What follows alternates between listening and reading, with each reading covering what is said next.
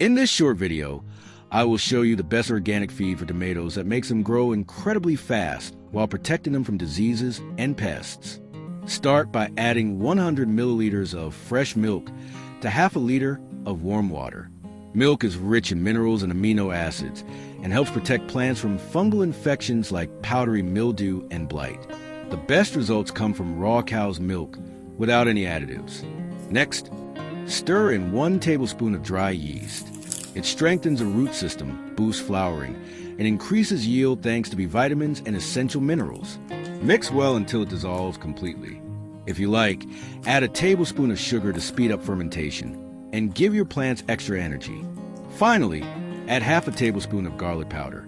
It contains natural compounds like allicin that destroy fungal spores and help repel pests. Spraying this solution on your plants stops fungal diseases from spreading. Let the mixture sit for a few hours, then dilute it with 2 liters of water. Use it every 2 weeks for watering or spraying your plants. Friends, be sure to check out our next video.